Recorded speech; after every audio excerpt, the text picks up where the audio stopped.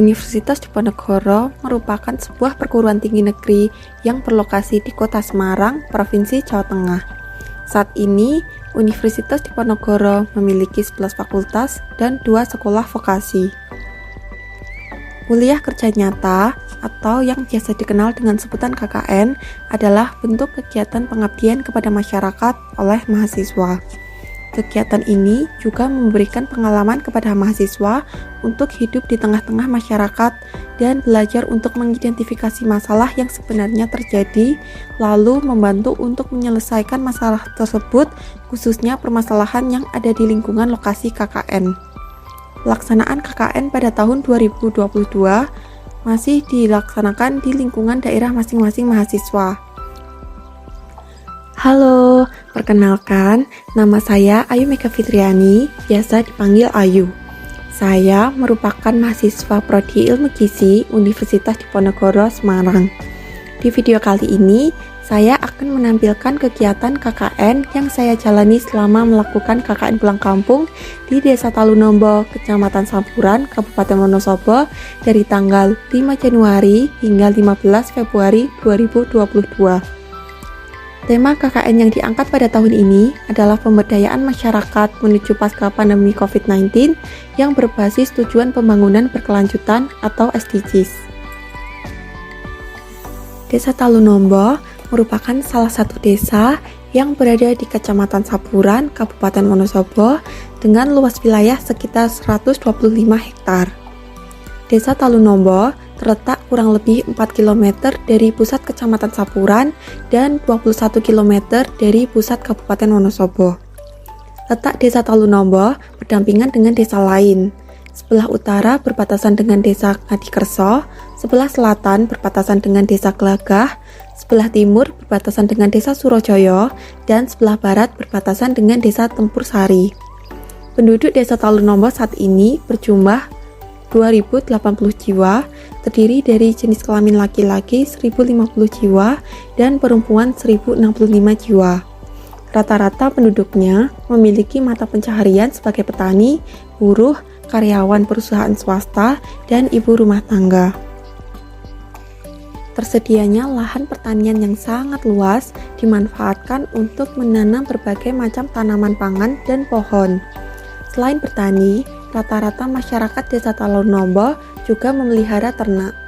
Hewan ternak yang dipelihara tidak hanya berguna sebagai tabungan karena sewaktu-waktu dapat dijual, tetapi hewan ternak seperti sapi dan kerbau dapat dimanfaatkan tenaganya untuk membajak sawah dan kotorannya dapat digunakan sebagai pupuk. Potensi sektor perikanan Desa Talunombo yaitu ikan nila, ikan mas, ikan bawal, dan lain-lain. Pendidikan merupakan salah satu aspek penting dalam suatu masyarakat. Sebagian masyarakat Desa Talunombo sudah sadar akan pentingnya pendidikan. Terbukti dengan banyaknya fasilitas pendidikan seperti PAUD, TK, MI, SD, MTS, pesantren, dan program kejar paket. Di Desa Talunombo juga tersedia fasilitas poliklinik kesehatan desa.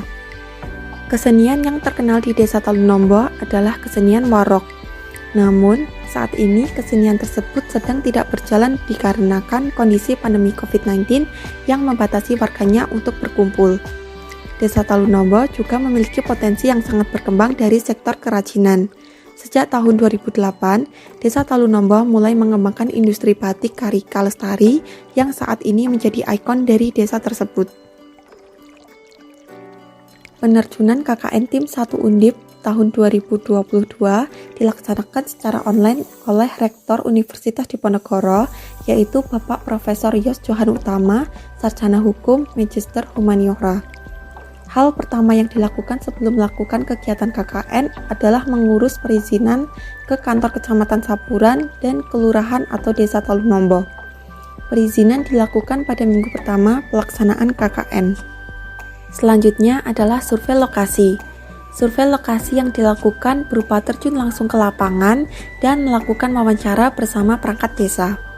Survei lokasi dilakukan selama beberapa hari untuk mendapatkan informasi-informasi yang diperlukan untuk membentuk program kegiatan yang cocok dengan kebutuhan desa.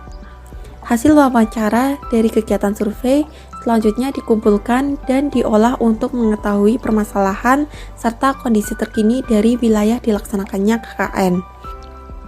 Kegiatan yang pertama adalah pengukuran antropometri. Pada masa pandemi COVID-19 ini, remaja menghadapi tantangan seperti sekolah online yang dapat menyebabkan berkurangnya aktivitas fisik dan kekurangan atau kelebihan gizi.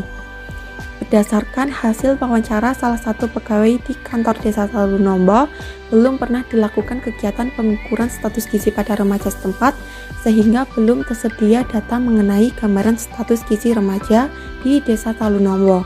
Padahal, status gizi seorang remaja akan berdampak pada kualitas kehidupan selanjutnya.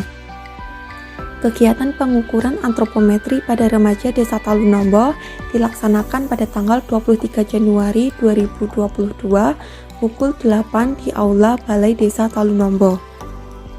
Hasil dari analisis status gizi menunjukkan 32 dari 42 remaja atau sekitar 76,2% dari remaja yang datang memiliki status gizi normal. Sedangkan remaja yang memiliki status gizi kurus adalah sebanyak 4 orang, status gizi gemuk adalah 3 orang, dan obesitas adalah 3 orang. Kegiatan yang kedua adalah sosialisasi gizi seimbang dengan remaja Desa Talunombo. Status gizi remaja perlu diperhatikan karena mereka merupakan salah satu kelompok yang rentan mengalami masalah gizi. Berdasarkan wawancara terhadap salah satu pegawai di kantor Desa Talunombo, belum pernah diadakan pemberian edukasi terkait gizi kepada remaja yang ada di desa tersebut. Hal ini perlu diperhatikan karena pengetahuan merupakan dasar dari sikap dan perilaku seseorang. Kegiatan sosialisasi pedoman gizi seimbang pada remaja dapat meningkatkan pengetahuan, kesadaran, dan kepatuhan remaja terkait penerapan gizi seimbang.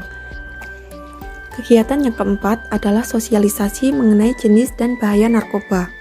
Berdasarkan hasil wawancara terhadap salah satu pegawai, remaja di Desa Talunombo masih awam dengan narkoba.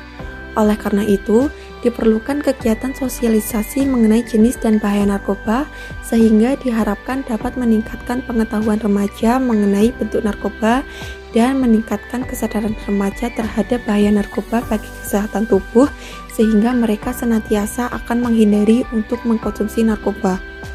Kegiatan yang ketiga adalah pembagian flyer mengenai penerapan protokol kesehatan dan masker kepada remaja dan ibu rumah tangga di Desa Talunombo. Berdasarkan hasil observasi langsung, banyak warga di Desa Talunombo yang tidak menggunakan masker ketika bersosialisasi dengan warga lainnya. Hal ini dapat meningkatkan resiko tertularnya penyakit COVID-19. Oleh karena itu, dibutuhkan edukasi mengenai penerapan protokol kesehatan untuk meningkatkan kesadaran masyarakat Desa Talunombo dalam mencegah penularan COVID-19.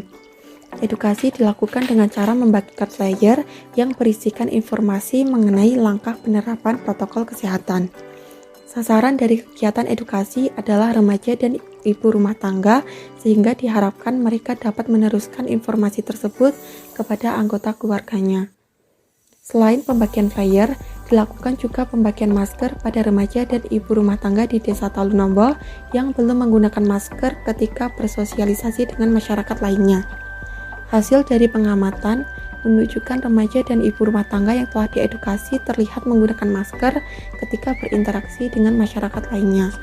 Berikut merupakan flyer yang dibagikan kepada remaja dan ibu rumah tangga.